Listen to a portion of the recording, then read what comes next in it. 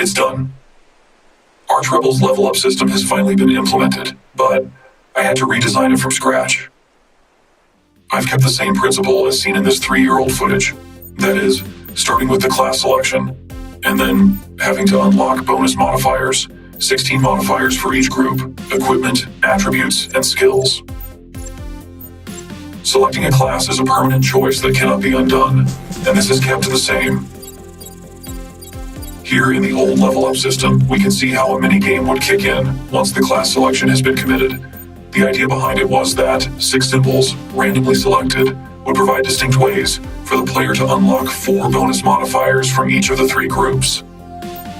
I wanted unpredictability, where players could never guess how their units would level up. I succeeded in implementing that, only to end up hating it later on. In the end, I discarded months of work to create something simpler, more predictable, and easier to process. The exact opposite of what I originally had in mind. And to achieve this, the old level-up system had to be killed. So, in the new system, after a class has been selected, units will always unlock 1 modifier from each group. This means they can always unlock gear, increase an attribute, and increase a skill. The nuance is that these modifiers are now randomly selected. However, players can influence the randomization process by re-rolling the modifier selection and locking individual modifier groups if they are pleased with their current selection. This can be done as many times as the unit's intelligence allows, 1 re-roll per intelligence point. Moreover, players will be able to cherry-pick modifiers every 3 levels. This means they can manually unlock modifiers 3 times during a unit's ascension at levels 3, 6, and 9. Finally, if players manage to upgrade armor using armor upgrade kits, the armor upgrade-related modifiers will be removed from the randomization pool, allowing units to roll for gear instead. And that's it. Archrebel's redesigned level-up system.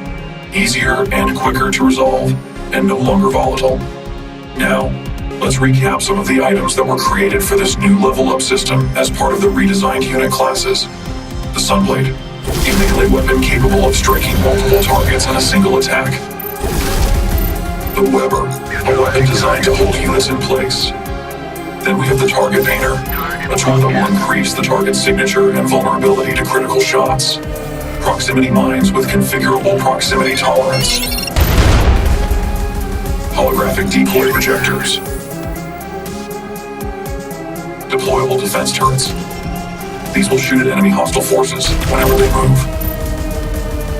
The Neurogun, a weapon designed to control hostile living creatures in 3 distinct ways.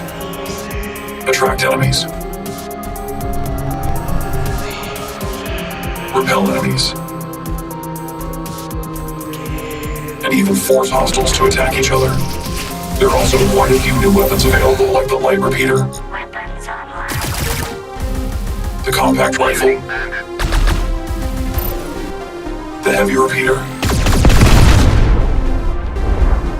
and the Neutron Gun, a devastating weapon that strikes with a deadly area of effect.